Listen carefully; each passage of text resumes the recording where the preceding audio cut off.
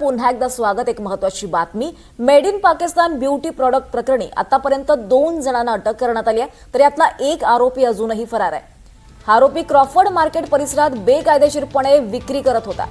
पाकिस्तानमध्ये सौंदर्य प्रसाधनं बनवले जात आहेत, ते भारतात विकल्याचा आरोप यांच्यावर आहे।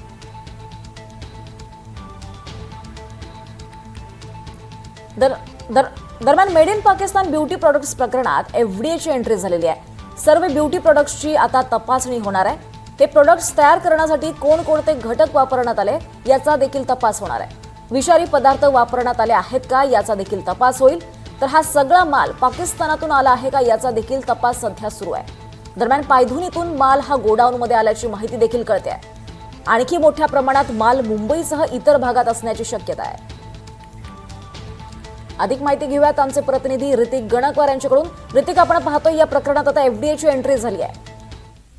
नक्कीच आपण बघितलं तर मागच्या 2 ते 3 दिवसांपासून MRA मार्क पोलीस जे आहेत ते क्रॉफर्ड मार्केट परिसरामध्ये सर्च वॉरंट राबवून या ठिकाणी एक अनीज चेंबर म्हणून आहे, या ठिकाणी गोडाऊन मध्ये हे ब्युटी प्रोडक्ट्स सापडलेले होते आणि अनेक असे प्रोडक्ट्स आहेत। जवळपास 12 लाखांचा हा माल आहे। अनेक क्वांटिटीमध्ये हा माल आहे। त्यामध्ये फेसवॉश असेल, साबन्स असतील आणि ब्युटी प्रोडक्ट्स असतील जे चेहऱ्याला लावतात।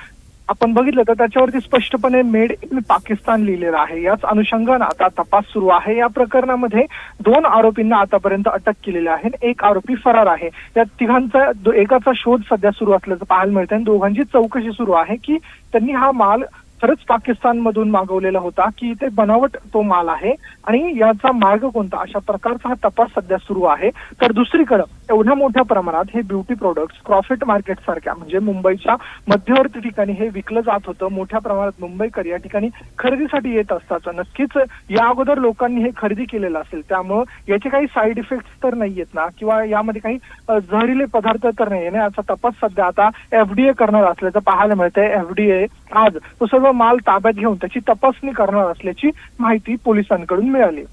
निश्चितच ऋतिक, धन्यवाद या सगळ्या सविस्तर माहितीसाठी।